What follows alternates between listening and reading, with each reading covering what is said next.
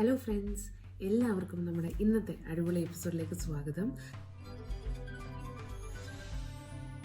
അപ്പോൾ ഇന്ന് ഞാൻ നിങ്ങളുടെ അടുത്ത് വന്നിരിക്കുന്നത്, ഞാൻ കഴിഞ്ഞ ഇടയ്ക്ക് ഒരു വീഡിയോ ഇട്ടിട്ടുണ്ടായിരുന്നു, അതായത് സർപ്രൈസ് വിസിറ്റ് ടു ഇന്ത്യ പറഞ്ഞിട്ട്. അപ്പോൾ അങ്ങനെ ആ വീഡിയോ ഇട്ടപ്പോഴത്തെ ഫുൾ സീക്വൻസ് ഞാൻ കാണിച്ചിട്ടുണ്ടായിരുന്നു. എങ്ങനെ നമ്മൾ വീട്ടിൽ നിന്ന് പ്രിപ്പയർ ചെയ്ത് പോയി, എവിടെ ചെന്നിട്ടാണ് പോയത്, എല്ലാ ഡീറ്റെയിൽസും ഞാൻ ആ വീഡിയോയിൽ കാണിച്ചിട്ടുണ്ടായിരുന്നു.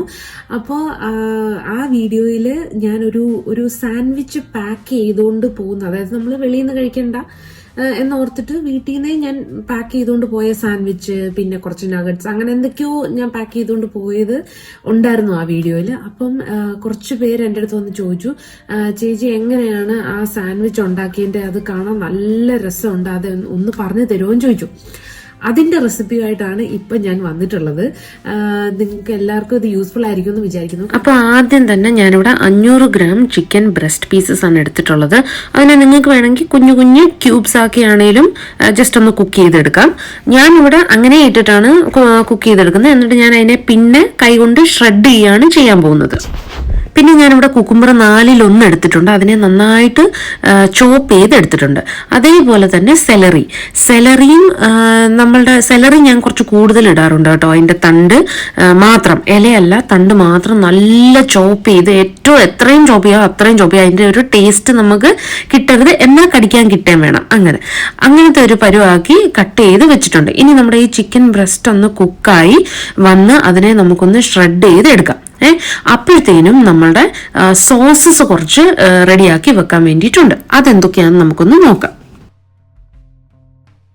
നേരത്തെ കട്ട് ചെയ്ത് വെച്ചിരിക്കുന്ന വെജിറ്റബിൾസിലോട്ട് നമ്മളുടെ സോസസ് ആഡ് ചെയ്ത് കൊടുക്കാം. ആദ്യം തന്നെ ഞാൻ അയോളി എന്ന് പറയുന്ന ഒരു സൈസ് സോസാണ്. അതെങ്ങനെയാണ് ഉണ്ടാക്കണമെന്നുള്ളത് ഞാൻ ഡിസ്ക്രിപ്ഷനിൽ കൊടുത്തേക്കാം. ഭയങ്കര ഈസിയാണ്. അല്ലെങ്കിൽ നിങ്ങൾക്ക് അതിന് പകരം നമ്മളുടെ ഗാർലിക് സോസ് ആണെങ്കിലും സബ്സ്റ്റിറ്റ്യൂട്ട് ചെയ്യാം, കുഴപ്പമൊന്നുമില്ല.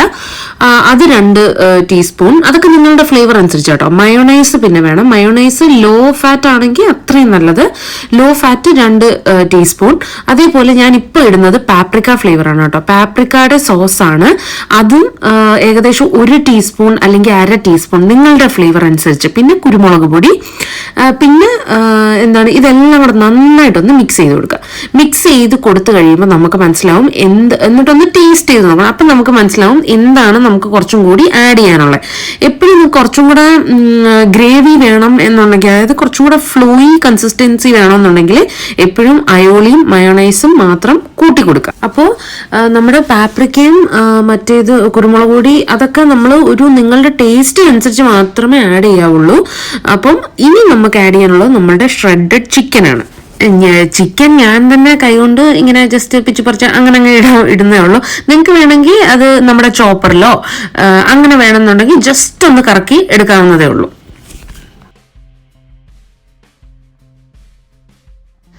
അപ്പോൾ നമ്മുടെ ചിക്കൻ നമ്മുടെ നേരത്തെ ചെയ്ത് വെച്ച മിക്സിലേക്ക് ആഡ് ചെയ്യുമ്പോഴത്തേനും കുറച്ചും കൂടെ കൺസിസ്റ്റൻസി ഒന്ന് തിക്കാവും.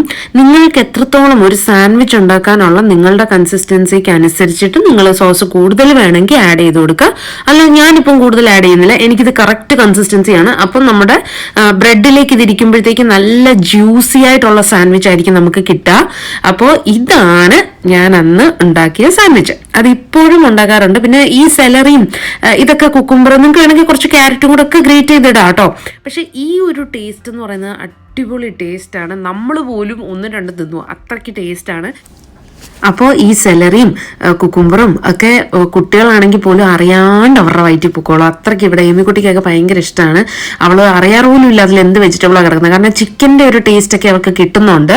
അവർ അറിയാതെ അതങ്ങ് കഴിച്ചോളും. അപ്പം നിങ്ങൾ കണ്ടല്ലോ നമ്മുടെ ഈ ചിക്കൻ സാലഡ് സാൻഡ്വിച്ച് എങ്ങനെ പ്രിപ്പയർ ചെയ്യാന്നുള്ളത്. അപ്പം ഇതിന്റെ പേരൊക്കെ ഞാൻ തന്നെ ഇട്ടതാട്ടോ, ചിക്കൻ സാലഡ് സാൻഡ്വിച്ച്. അപ്പം അതിനകത്ത് എല്ലാം വരുന്നുണ്ടല്ലോ.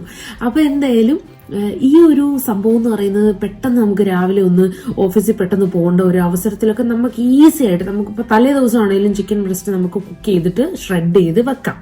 എന്നിട്ട് പിറ്റേന്ന് രാവിലെ എടുത്തിട്ട് എല്ലാം കൂടെ മിക്സ് ചെയ്ത് സൂപ്പറായി. അതേപോലെ തന്നെ നമുക്ക് ഈ സെലറിയും കുക്കുംബർ ആണെങ്കിലും നമുക്ക് കട്ട് ചെയ്ത് തലേന്നേ ഫ്രിഡ്ജിൽ വെച്ചാലും കുഴപ്പമൊന്നുമില്ല. തലേന്ന് രാത്രി അപ്പൊ ഇതാണ് ആ സാൻഡ്വിച്ചിന്റെ റെസിപ്പി. ഇത് നമ്മൾ ചുമ്മാ തട്ടിക്കൂട്ട് പെട്ടെന്ന് ഒരു സാൻഡ്വിച്ച് അങ്ങ് ചെയ്യുന്നതാ. പക്ഷെ എന്തായാലും ഇത് പലർക്കും യൂസ്ഫുൾ ആയിരിക്കും എന്ന് പ്രതീക്ഷിക്കുന്നു. അപ്പോൾ എല്ലാവർക്കും ഇന്നത്തെ എപ്പിസോഡ് ഇഷ്ടപ്പെട്ടു എന്ന് വിചാരിക്കുന്നു. അടുത്തൊരു അടിപൊളി എപ്പിസോഡിൽ വീണ്ടും കാണുന്നവരേക്കും നന്ദി, നമസ്കാരം.